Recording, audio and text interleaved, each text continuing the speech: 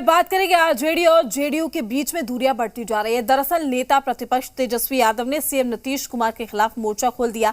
तेजस्वी यादव ने मुख्यमंत्री नीतीश कुमार को नकली समाजवादी बताया है। उन्होंने कहा कि सीएम नीतीश कुमार नकली समाजवादी हैं। आपको ये भी बता दें कि जेडीयू आरजेडी में तल्खी लगातार बढ़ती जा रही है। आरजेडी लगातार एनडीए के सहयोगियों को अपने पाले में करने की कोशिश कर रही है। आरजेडी के नेता तेज प्रताप यादव पूर्व सीएम और साथ ही हम के मुखिया जीतन राम मांझी से मुलाकात कर चुके हैं। हालांकि इस मुलाकात को गैर राजनीतिक बताया गया, लेकिन सीएम नीतीश पर तेजस्वी यादव के तल्ख तेवर के कई सियासी मायने निकाले जा रहे हैं। इसको लेकर बिहार की सियासत में खूब चर्चा है।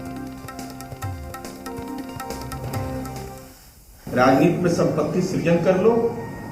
दलित, पिछड़ों और अकलियत की बात करने वाले इस बात का जवाब दे पाएंगे कि हिंदुस्तान के कितने दलित अति पिछड़े के पास बेशुमार संपत्ति है, हजारों करोड़ में संपत्ति है।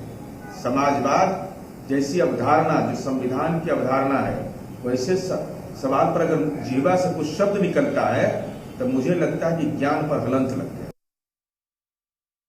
एक है आरजेडी का जुबानी हवाई समाजवाद जो सिर्फ परिवार की बुनियाद पर आधारित है, और दूसरा है बिहार की एनडीए सरकार का जमीनी समाजवाद जिसमें हमने सामाजिक व्यवस्था में बड़ा बदलाव किया है, जो वंचित शोषित तबकों को बड़ी भागीदारी सुनिश्चित की है। और आरजेडी ऐसा लगता है कि सिर्फ हवाई मुगालते वाली राजनीति करना चाहती है। आरजेडी ऐसा लगता है कि अब एक नया जुबानी संविधान लिखना चाहती है जिसमें चुनाव जब मन चाहे उनके मन मुताबिक हो। जो आदमी भारतीय जनता पार्टी के साथ 20 साल से सरकार चला रहा हो, वो समाजवाद की नाराज रहेगा, वो जनता को झूठा आश्वासन देकर के उसको ठगता है। तो तेजस्वी यादव ने सही कहा है। दूसरी बात, तेजस्वी यादव जो कह रहे हैं कि सरकार गिरने का नहीं गिरने, तो आप जानते हैं कि लोकतंत्र में पक्ष और विपक्ष यही दो होता है।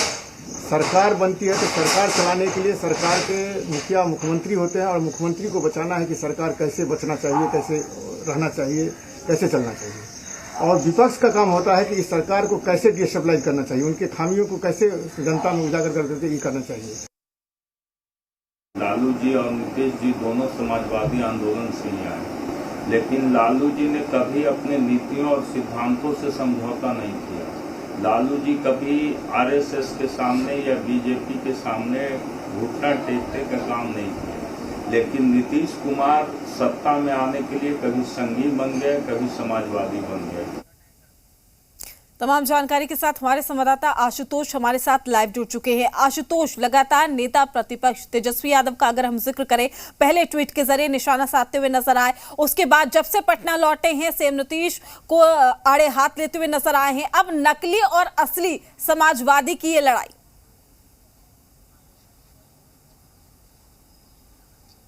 देखिए, एक बहुत ही बड़ा सवाल है और इसका जवाब इतना आसान नहीं कहा जा सकता है।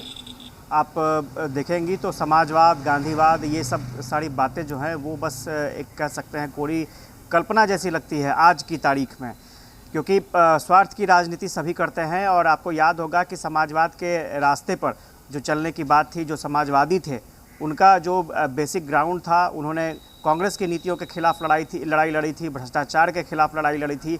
और आज की तारीख में आप देखेंगे कि जो उनके चेले हैं, जो खुद को बताते हैं कि वो समाजवादियों के चेले हैं, तो ऐसे में उन पर भ्रष्टाचार के भी आरोप हैं। कई नेता ऐसे भी हैं जिन्हें भ्रष्टाचार के आरोप में सज़ा हो चुकी है। तो ऐसे में समाजवाद की बात करना बेहद ही बेमानी है। हाँ, इतना ज़रूर है कि समाजवाद के नाम पर पॉलिटिक्स ज़रूर हो सकता है, और वही पॉलिटिक्स यहाँ पर करने की कोशिश हो रही है। ये बात अलग है कि तेजस्वी यादव ने साफ तौर पर कहा है कि असली समाजवादी वो हैं, और उन्होंने अपने जो भी विधायक थे, पूर्व विधायक थे, संगठन से जुड़े बहुत सीनियर लीडर्स भी थे, कल की मीटिंग में उनके साथ बातचीत के क्रम में उन्होंने कहा कि आगे आने वाले समय में सबको तैयार रहना चाहिए, क्योंकि परिस्थितियां कब करवट बदलेंगी ये कहना बहुत ही मुश्किल है। और स्वाभाविक तौर पर लगातार ये आशुतोष देखिए, लेकिन बड़ा सवाल ये है कि नेता प्रतिपक्ष का जिस तरीके से स्टेटमेंट सामने आ रहा है, जिस तरीके की वो बयानबाजी कर रहे हैं, ऐसे में आखिर वो किस ओर इशारा कर रहे हैं? हैं। क्या बिहार की सियासत में कहा जा सकता है एक बार फिर से भूचाल आने वाला है? चूंकि नेता प्रतिपक्ष का अगर मैं जिक्र करूं, लगातार वो जिस तरीके से तंज कस रहे हैं, ट्वीट के जरिए निशाना साध रहे हैं, मीडिया से मुखातिब होते हैं तब आड़े हाथ लेते हुए नजर आते हैं, और कुछ ही महीनों में कुछ भी हो सकता है, ये कह देना राजनीतिक मायने क्या निकलते हैं?